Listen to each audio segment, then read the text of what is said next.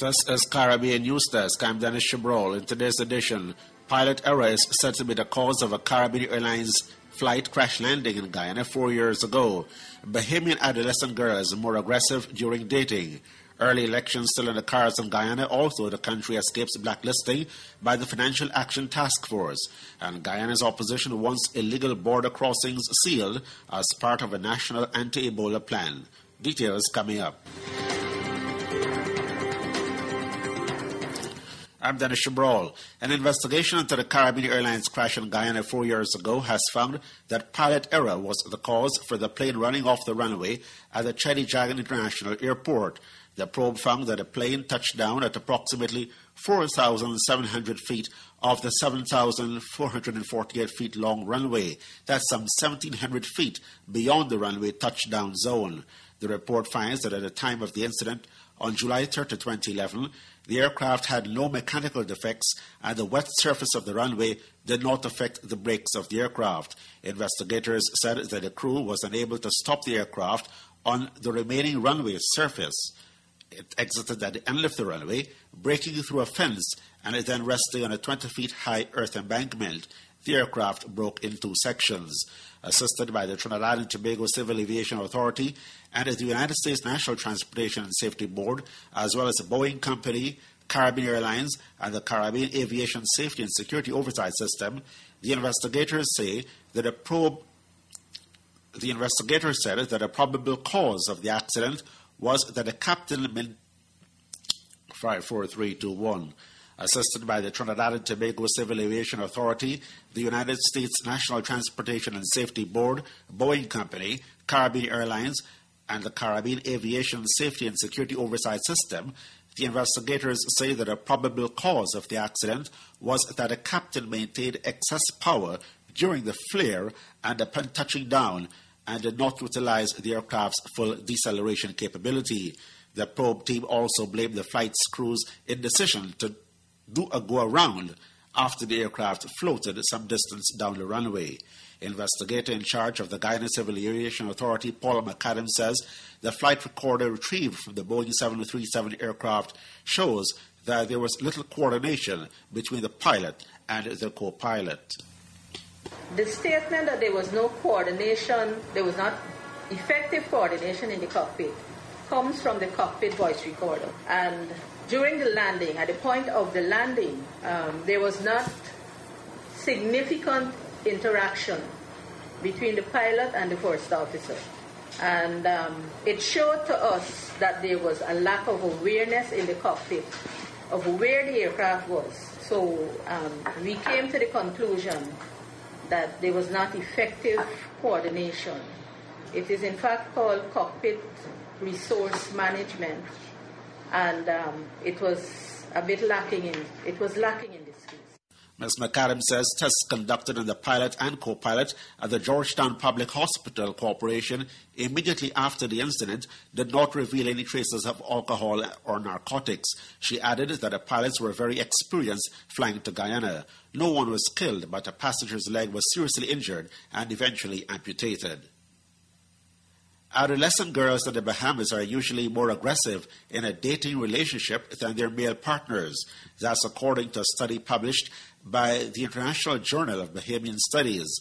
A NCFA reports that the College of the Bahamas and the Bahamas Crisis Center analyzed the results of a survey of more than 1,000 students ages 15 to 18 at 8 high schools in New Providence, the most populous island in the Bahamas. Among the young men surveyed, 51% said their girlfriends had called them names, while 28% said their female partners had been physically abusive by hitting or slapping them on occasion. 35% of female teens reported that their boyfriends have insulted them, and 19% said they have been slapped or hit.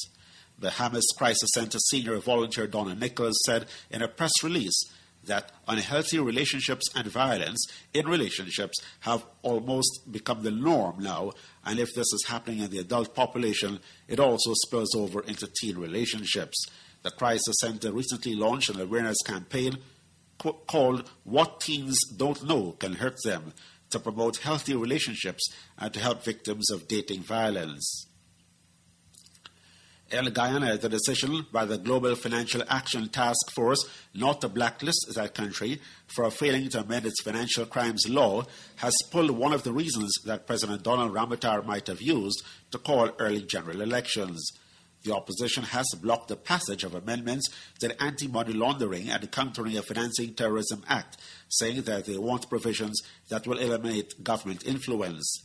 Head of the Presidential Secretariat, Dr. Roger Luncheon, says that while blacklisting of Guyana by the FATF no longer appears to be on the cards, Guyanese are still expected to go to the polls earlier than 2016 after a no-confidence motion is debated and passed by the opposition-controlled National Assembly. I don't believe that one can say it is an either or.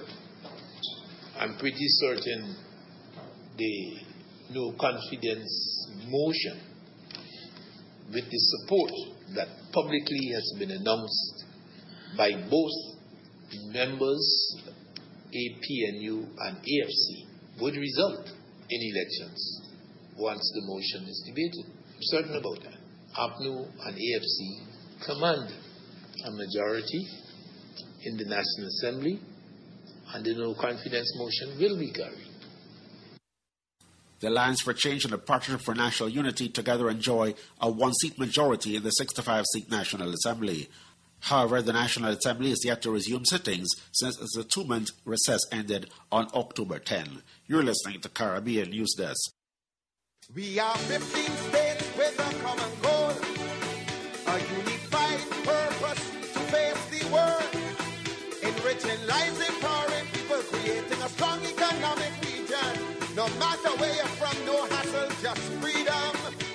Whether business, school, or pleasure, we will benefit together.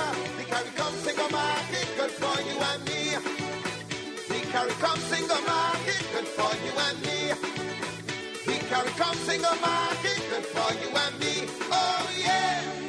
The World Bank is encouraging Caribbean governments to create more partnerships with the private sector and to leverage young talents as ways to stimulate economic growth. The bank's vice president for Latin America and the Caribbean, Jorge Familiar, told the 2014 High-Level Caribbean Forum in Montego Bay, Jamaica, that the private sector can play an important role in financing infrastructure through public-private partnership.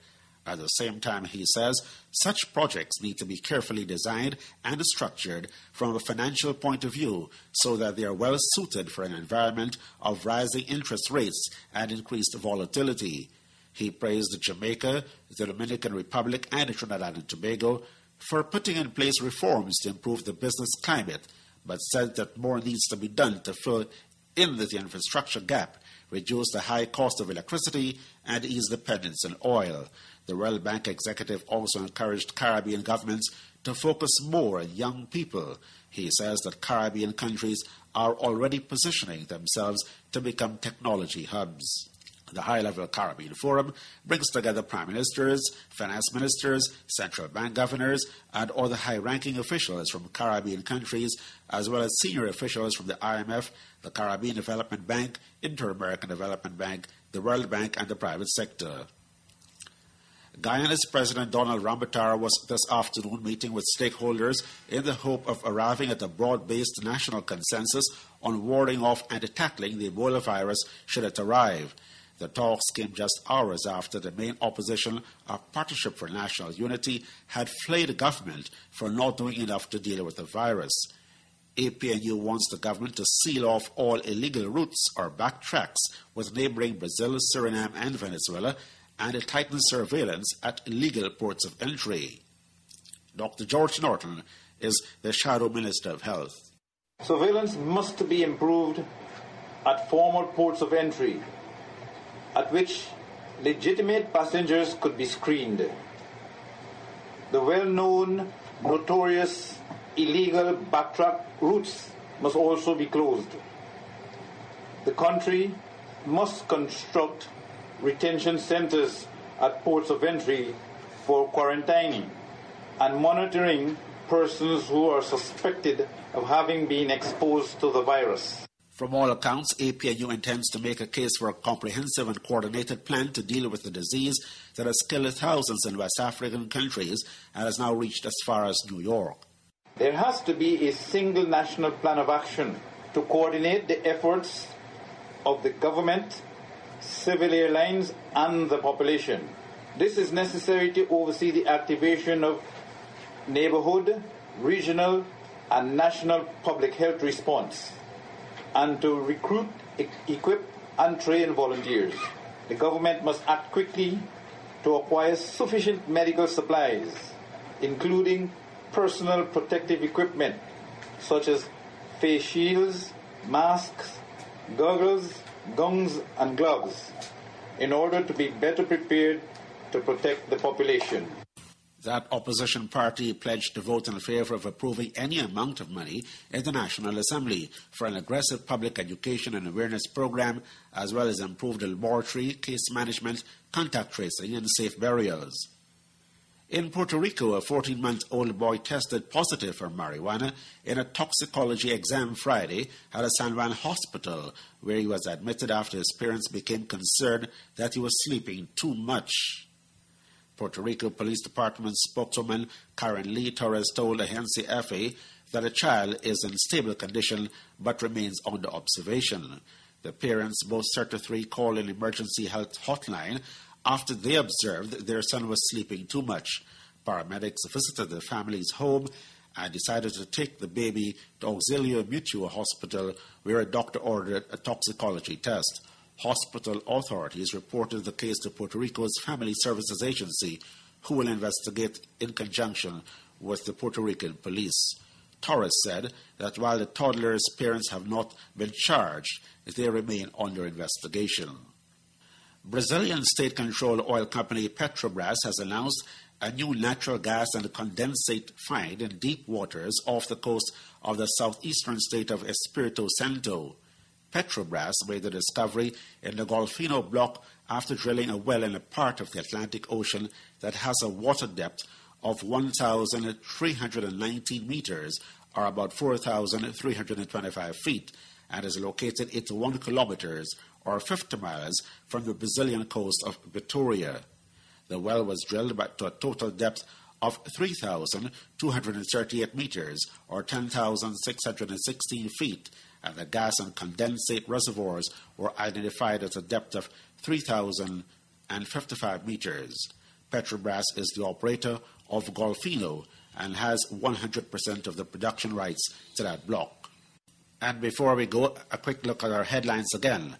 Pilot error is said to be the cause of a Caribbean Airlines flight crash landing in Guyana 4 years ago. Bahamian adolescent girls more aggressive during a dating. Early elections are still in the cards in Guyana, although the country escapes blacklisting by the Financial Action Task Force. And Guyana's opposition wants illegal border crossings sealed off as part of a national anti-Ebola plan. You've been listening to Caribbean News Desk. Don't forget you can check us on our website at caribnewsdesk.com, on our Facebook page at facebook.com/caribnewsdesk. You could also, if you're interested, contact us to advertise on our program at caribnewsdesk@gmail.com. Thank you for joining us and do have a good weekend. I'm Dennis Chabrol.